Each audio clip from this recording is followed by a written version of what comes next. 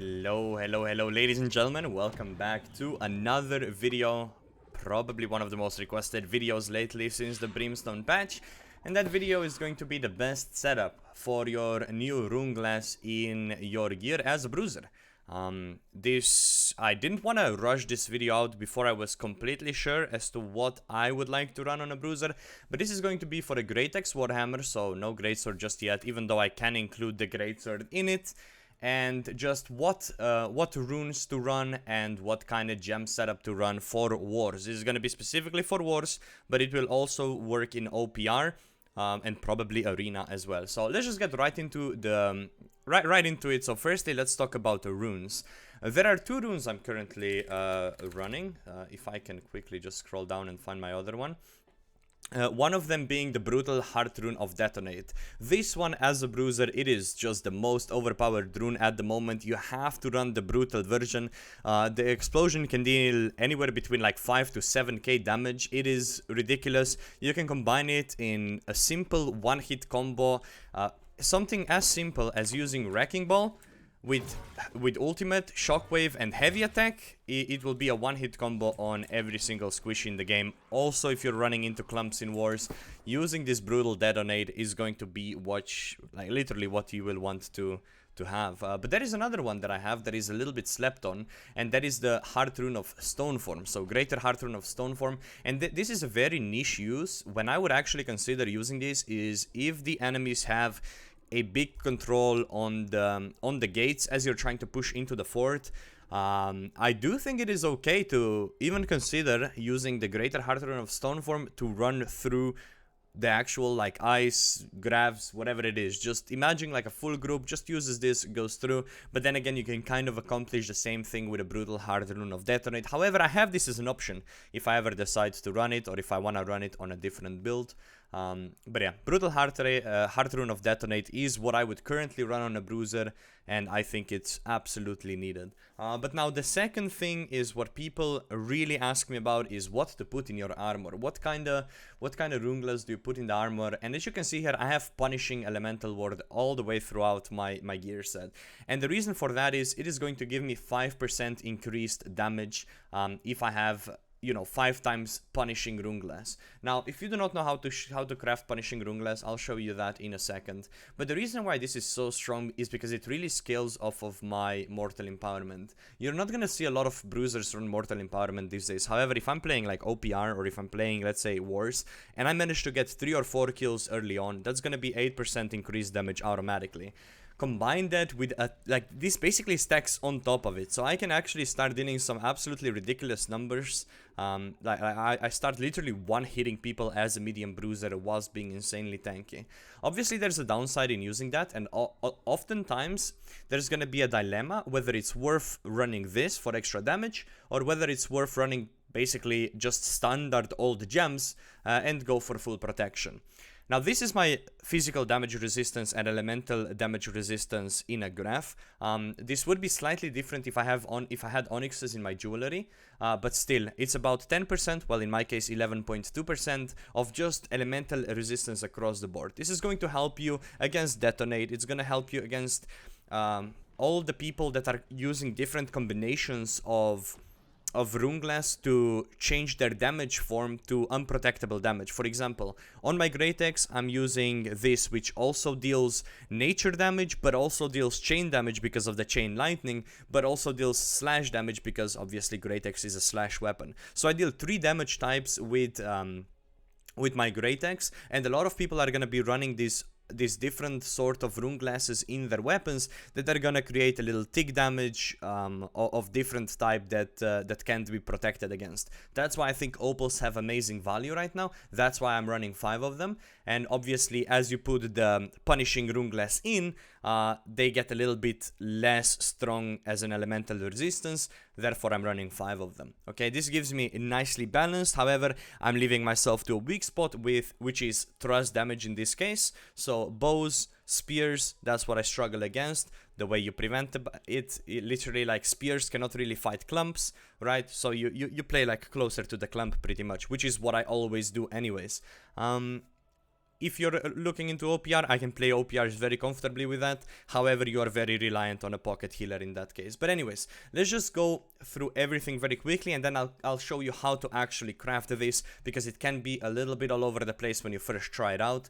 So if we take a look at the splitting apart great axe here that we have Arboreal Gambit, which deals 12% while the stamina is not full. This is basically the Opal effect, but on top of that, it also inflicts poison that lasts for 2 seconds. So and it deals like tick damage, okay? So basically everything is standard, but on top of that there's tick damage.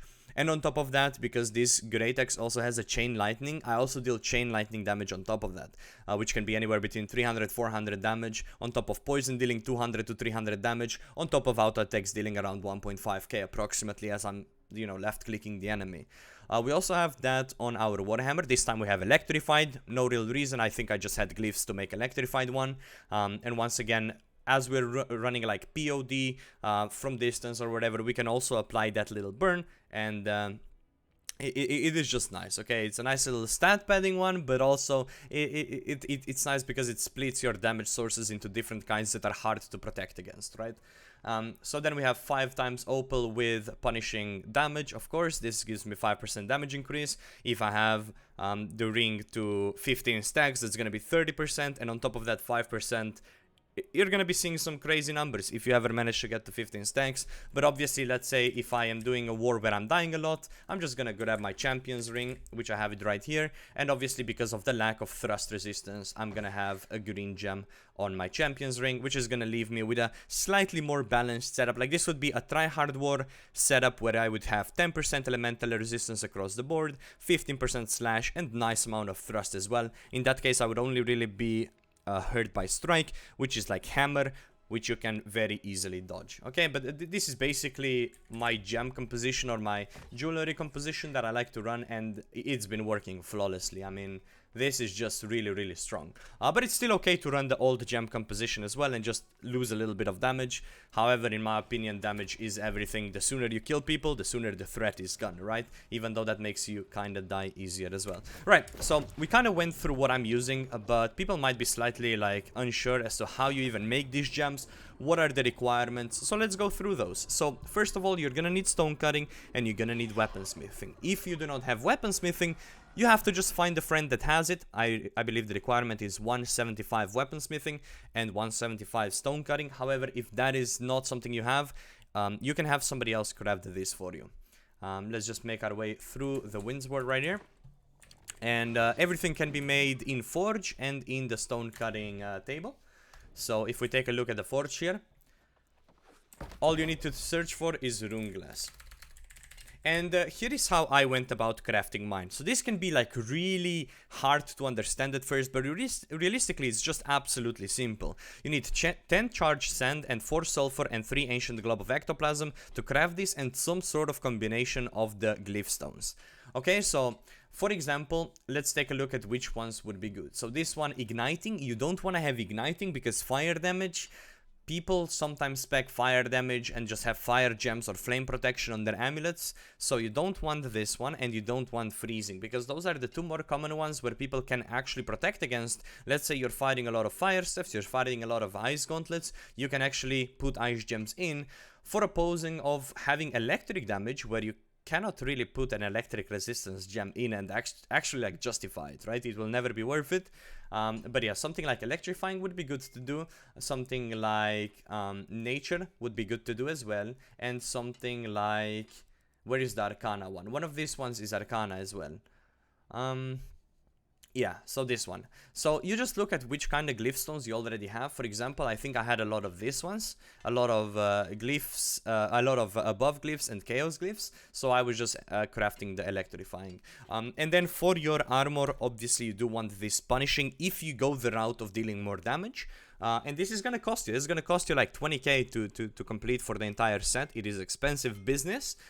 So, you know, I would only really put this on your base pieces. If you do not have base pieces, stick to regular gems for now. I think this is a pretty expensive purchase at the moment. But I did 5 of those, and as you can imagine, as you have 5 of RUNEGLASS case of punishing, obviously just write this down and buy it, right? You will then head over to this, and let's say we want to make it in an opal form. You will just type for opal, scroll a little bit down, and once again, they're all gonna be here.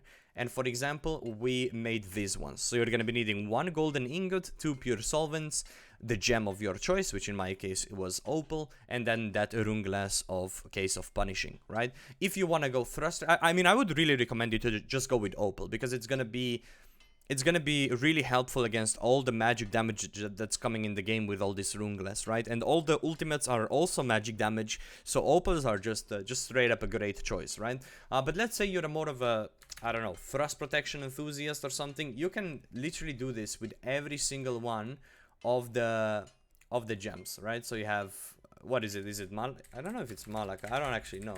I don't think it's Malachite, but let's just imagine it was Malachite, even though it isn't. For some reason I can't remember it right now, but you could do that as well, right? You could do that as well and just do whatever one you want. So it's super easy to craft, super easy to follow. You just have to, you know, click for it for yourself. And once again, 180 stone cutter requirement, and for weaponsmithing, damn, the crafting is really glitchy. For stone cutting requirement, it's also 180. All right, so yeah, the good ones, once again, empowering, I believe. Electrifying, those are for weapons. Nature is also good for weapons, and then punishing on armor. Punishing could be probably decent in the weapons as well. However, I do like to split my damage in different ways. I hope this video was somewhat helpful, and if you're a little bit confused, if you're unsure, if my explanation wasn't the best, feel free to ask any quick questions in the comments. I usually like to respond to them, but this is just to show what I run. You can copy it, you're free to copy it. If you disagree with it, let me know why you disagree with it. Maybe you're gonna change my mind, maybe I'm gonna update this video at some point in the future. Also, all the questions can be asked live on stream. I stream every single day over on twitch.tv/MikaRS. We've been having lots of fun streaming New World a lot lately. So that is it. We're gonna be enjoying some Feywars. We also moved the servers. We've joined Parabellum, so a lot of more Wars videos are coming shortly. And I will catch you all soon. Thank you very much for watching. Have a beautiful day. I'll see you around. Bye bye.